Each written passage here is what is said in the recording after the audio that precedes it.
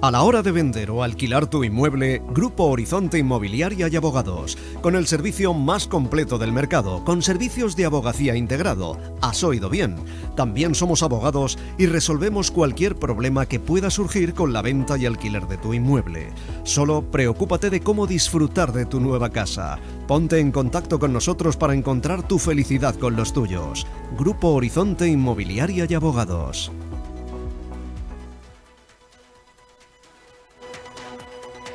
Bien, pues en este apartado de este viernes toca hablar de algo tan importante como el belenismo, que ya saben ustedes que en 2022 el Gobierno, el Ministerio de Cultura, lo declaró Patrimonio Cultural Inmaterial. Ahora toca que la UNESCO también lo reconozca, porque es una manifestación cultural viva que une arte, tradición familiar y económica, y que se refleja en una auténtica lección de historia, como nos ha comentado y ha publicado el alcalde, quien fue alcalde de esta ciudad, Manuel Rodríguez, a quien tenemos hoy aquí. Bienvenido, Manolo. Hola, pues muchas gracias, muchas gracias, buen día. Bueno, no solamente vamos a hablar del belenismo hoy, sino que también abordaremos el tema de la Plaza de Santa María, esa reforma integral que quiere impulsar este equipo de gobierno y que ha sacado ya licitación y que ayer se presentó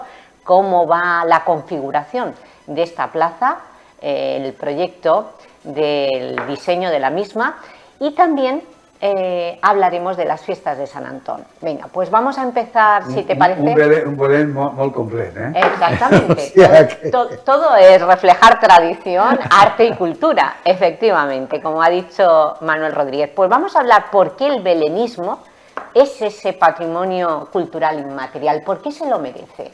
Bueno, se lo merece por muchísimas razones, porque primero es una tradición muy unido a lo que es un arte popular, como ha sido esas representaciones de figurillas de barro, etcétera, que además tiene una importancia enorme. Lo segundo, porque además ha habido también una serie de grandes escultores que han hecho representaciones, que han llevado a cabo representaciones del Belén, claro, realmente muy importantes. Por ejemplo, la Salcillo en Murcia, ¿no? Por poner un caso, pero hay otros muchos, la Roldana, por ejemplo. Pero Salcillo es el que más cercano. Sí, claro, nos toca más de los grandes autores, pues sí, posiblemente el que sea más cercano a nosotros, ¿no? Bueno, y en fin, todo ello naturalmente hace que el patrimonio sea, pero es que además hay una posibilidad de profundizar en lo que pueda ser las enseñanzas que vemos desde un Belén. A mí me alegra muchísimo el hecho de que se haya planteado como patrimonio cultural, porque claro, hemos vivido un tiempo en que con una falsa progrería, ¿no?, se ha planteado el tema de que si era religioso y si no sé qué, si había... Y a mí realmente me estallaba muchísimo, por ejemplo, que en algunos colegios, por ejemplo, que se decía que no se podía poner un Belén porque no sé qué, porque si la cultura religiosa, si eso era religioso, no era cultura, etcétera, y se potenciaba nada menos que el Halloween. Hombre, entre los Belenes y las calabazas de Halloween, yo como entidad cultural me quedo con lo del Belén, ¿no? Es decir, yo creo que muchas veces estamos en un planteamiento de admisión de una serie de cuestiones que nos parecen que sean la gran cosa, simplemente porque vienen del mundo anglosajón. Fíjate, ¿no? Manolo, estás hablando del Belén, estamos viendo las imágenes del Belén y creo que la gente se ha dado cuenta de que el Belén, ahora no, pero por ejemplo, es la vida cotidiana de las Efectivamente, personas. Hemos visto a la mujer embarazada, que es María, hemos visto al comerciante, al pescador, a la señora que está lavando la ropa,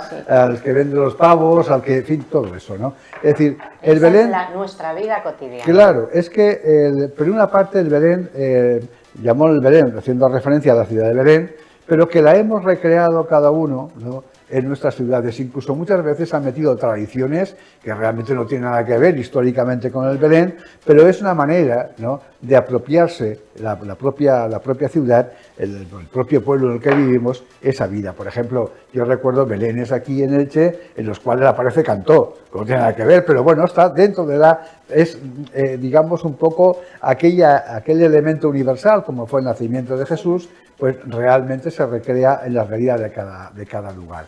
el Belén del Tirisiti en Alcoy, que es el de marionetas, que es muy importante, es importantísimo. Es una joya cultural. Claro, ahí dentro en el propio Belén del Tirisiti, pues se ven, por ejemplo, bueno, pues la Tereseta, que es la que estaba tal, el cura que se pelea con Tereseta, o los Reyes Magos que aparecen en Alcoy con la portada, o el torero, por ejemplo. Pero ¿no? céntrate en el de Elche, porque en el de Elche es precioso. El de Elche es muy bonito. Ahora, el de Elche, por ejemplo, en otras ocasiones también ha habido elementos, ¿no?, de la ciudad que han desaparecido, porque eso ocurre mucho, ¿no? Hemos vivido unos años en los cuales, bueno, y lo estamos viviendo, ¿no?, ha habido una demolición, digamos, terrible de una cantidad de cuestiones sumamente, en fin, claves en la vida de las ciudades.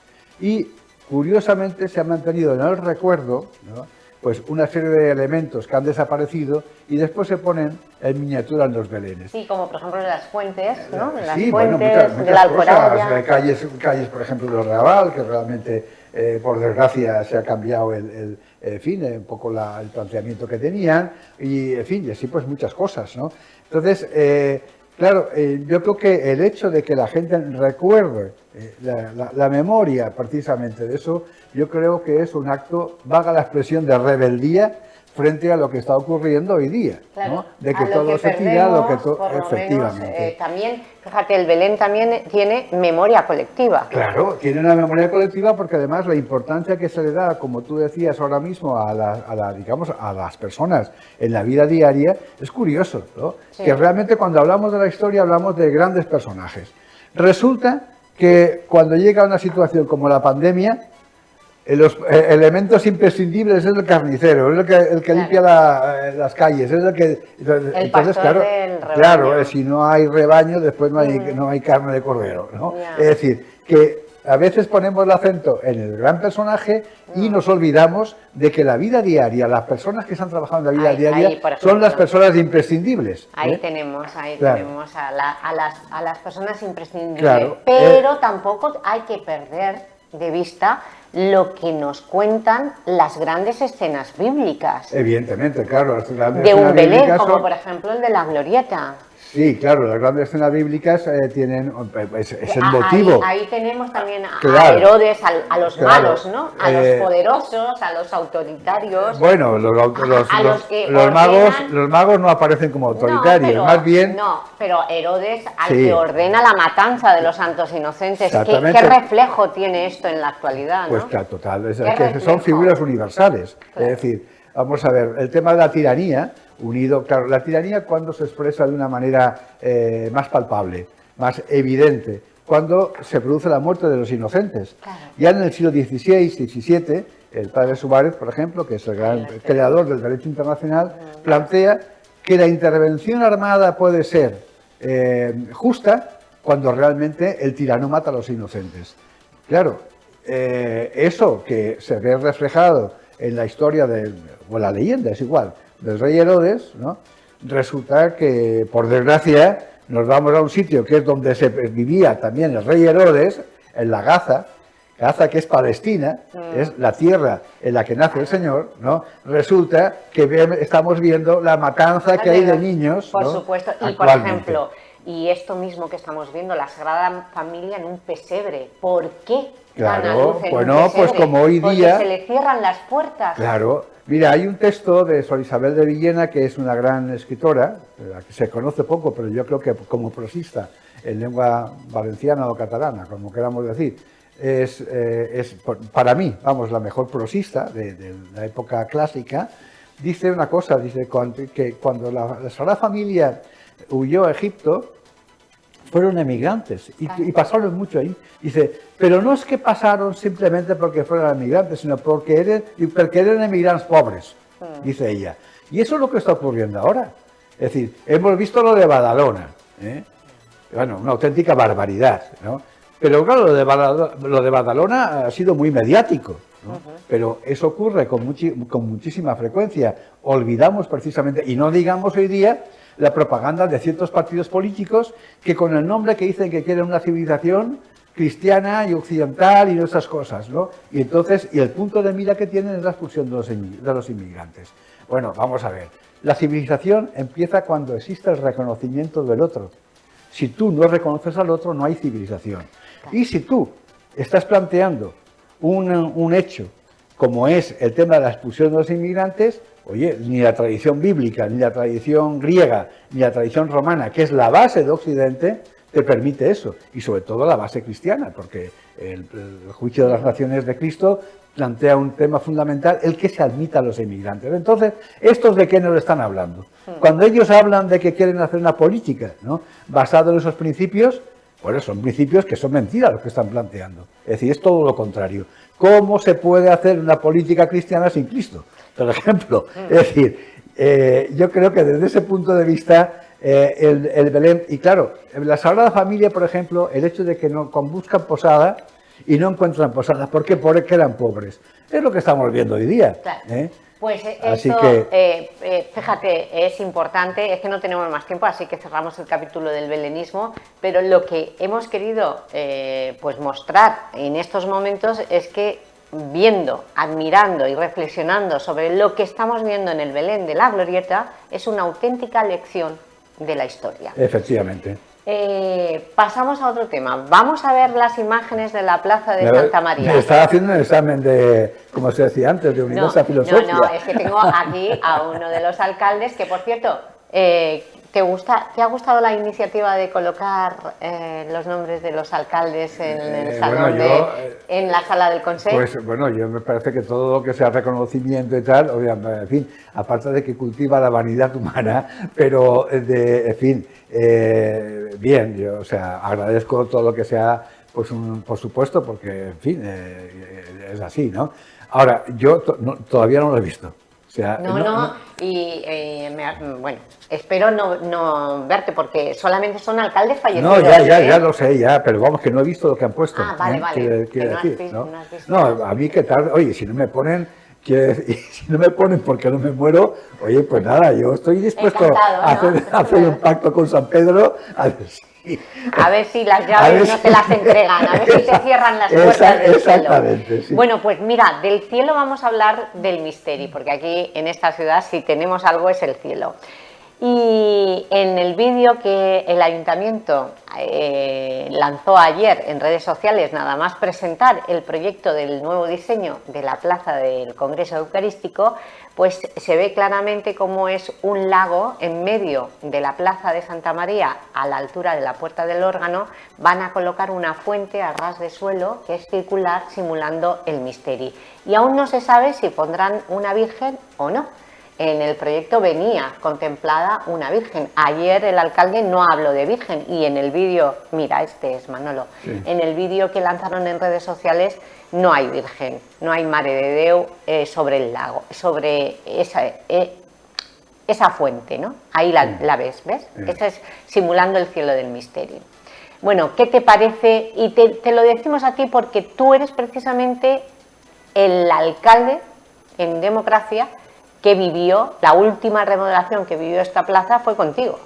Sí, bueno, todo cambió por completo contigo, Manuel sí, Rodríguez, en tu mandato, en tu primer mandato. Tú lo viste claro, había que sacar los coches, esto era un aparcamiento.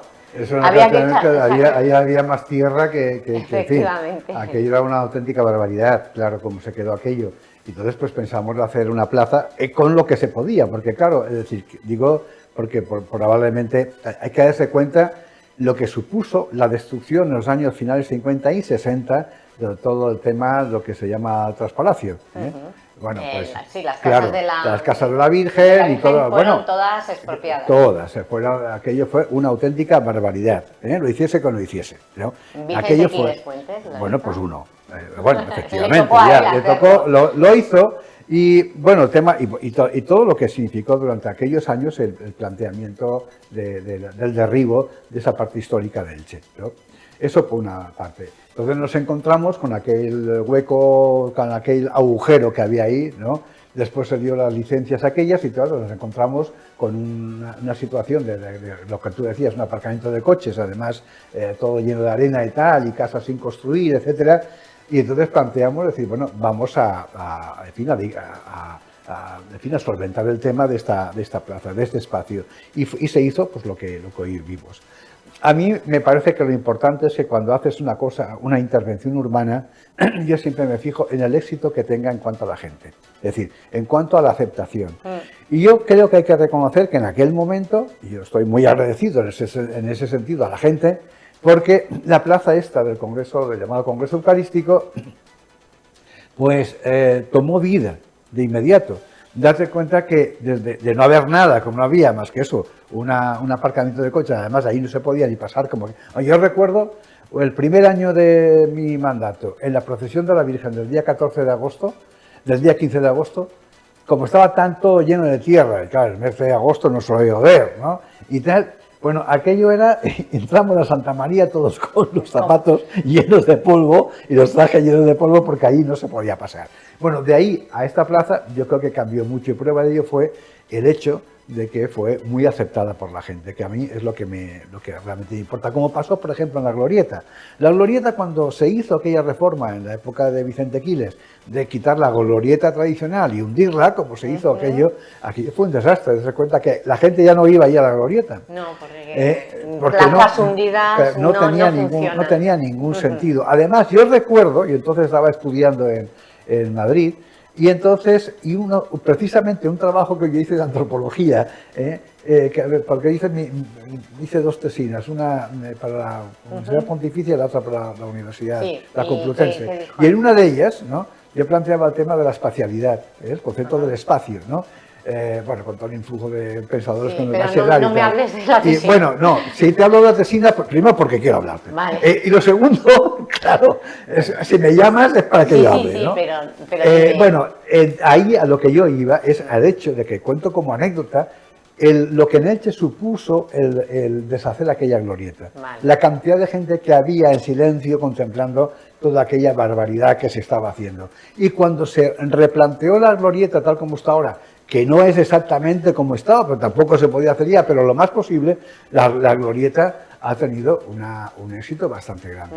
Hombre, yo, en fin, no soy muy partidario de cambiar las cosas que están y, en fin, pero de todas maneras tampoco, a mí no me gusta tampoco meterme con las cosas que se están haciendo, ni muchísimo menos, entre otras cosas porque tampoco me dedico a eso.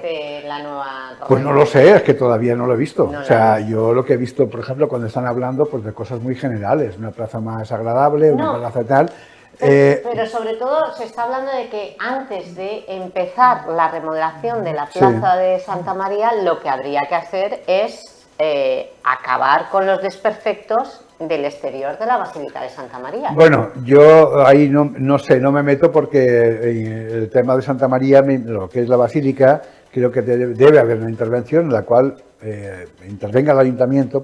Pienso que debe intervenir, porque yo siempre he pensado que Santa María es la gran obra del Ayuntamiento en los siglos XVII y XVIII, cuando se construye este edificio, el edificio emblemático de la ciudad, pero aparte de eso, tiene que intervenir la Generalitat, poniendo dinero, cosa que seguramente en la plaza puede intervenir por otros medios, ¿no?, por un plan de reforma, etcétera, ¿no?, pero tiene que intervenir la Generalitat, posiblemente también el Estado, ¿no?, debe intervenir, y la Iglesia, ¿no? Yo creo que todo el mundo ahí tiene que mojarse y llevar a cabo un planteamiento de restauración. En mi época se inició la restauración de una parte importante, fue toda la fachada principal de Nicolás de Bussy, que se hizo entonces, justamente en el mismo momento que planteamos el tema de la plaza.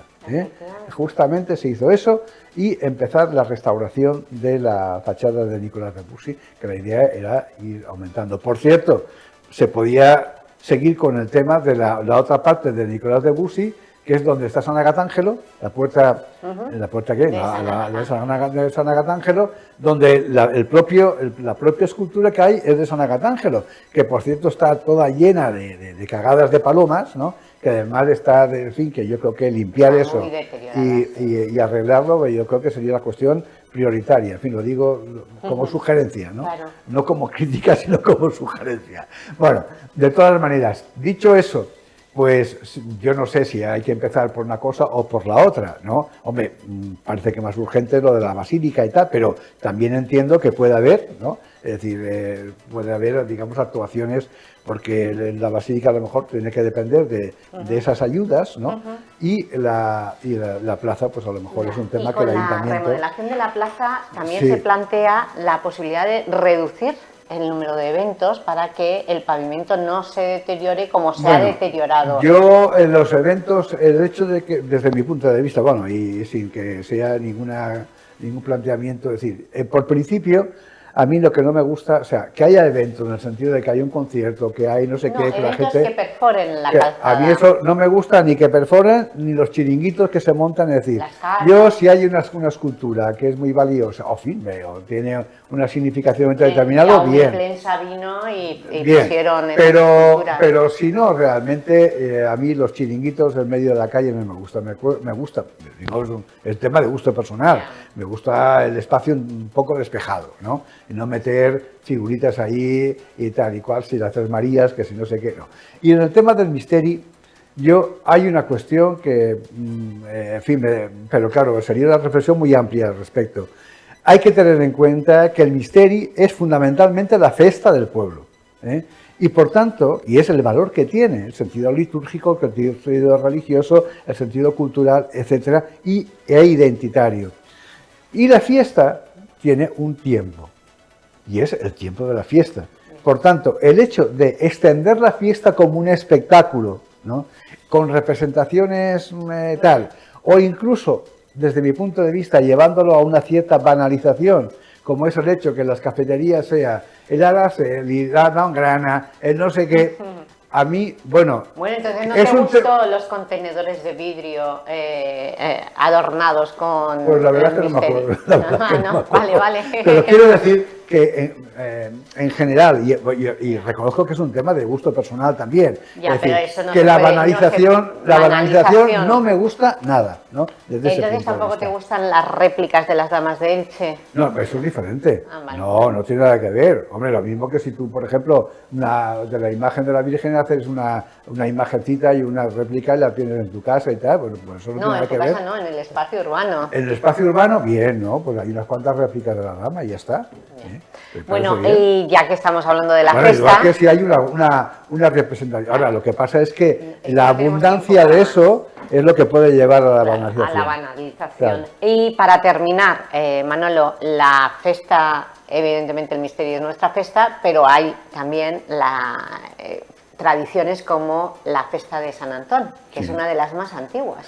Es una fiesta muy antigua y que tiene una importancia enorme. Mira, San Antón tiene una importancia y es una fiesta que socialmente, en Elche, la fiesta de San Antón tuvo mucha importancia porque era el patrón de los alpargateros, que era la industria de Elche. Un gremio, por otra parte, muy reivindicativo. Hay que ver, por ejemplo, lo que fue la huelga de 1903, ¿no? Tan importante. Y bueno, y el patrón de estos alpargateros, San Antón. Hay un himno a San Antón por ahí que yo en mi pregón recojo unos textos donde además se ve un himno bastante reivindicativo, ¿no? Y tal. Bueno, pues además en la Comunidad Valenciana es también muy antiguo y siempre ha tenido un componente social muy fuerte.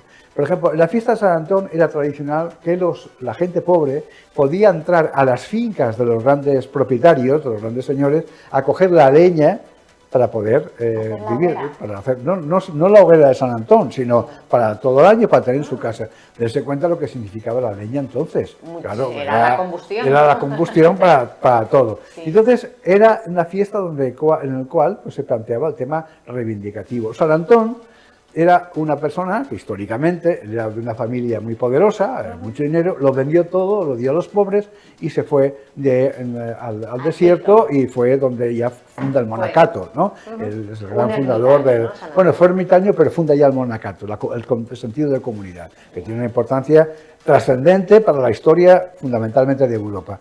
Y bueno, desde ese punto de vista, la gente siempre tomó como elemento San Antón de una persona que reparte los bienes entre los pobres. Yo en ese pregón cuento una anécdota que yo la he vivido, y es un pueblo de Andalucía que se llama... ahora me saldrá. Bueno, es de la provincia de Huelva y el patrón es San Antón. Y la fiesta siempre se hace la semana siguiente porque se recuerda un milagro que hizo San Antón en el año 1412, creo que fue. Ahí, en vez del pan bendito, hay dos palmeras, ahora hay dos palmeras porque las enviamos de aquí, de los viveros, ¿no? El alcalde me llama porque se había secado la palmera. Ahí se bendicen los dátiles y se reparten los dátiles de San Antón, ¿no? Se había secado la palmera y me llamó el alcalde, que era muy amigo mío, y fui. Entonces me encuentro con una situación, una cuestión curiosísima. San Antón, ahí en la época de la República, el año 31, la mayor parte de gente eran anarquistas, ¿no? Y entonces se plantean, estos además iban de ateos y tal, que cómo iban a hacerle la fiesta a un santo. Pero entonces plantean que podían perder una fiesta. Decisión. Dicen que como San Antón, los anarquistas, fue el que vendió la tierra y lo repartió a los pobres, era el primer anarquista. Y entonces lo afiliaron al sindicato. Y el santo sale con el breviario y el carnet del sindicato. Bueno, pues es la anécdota. No tenemos tiempo para más, Manuel. Bueno, hemos llegado a 2 minutos, pasan de las 10 de la mañana. Gracias por venir.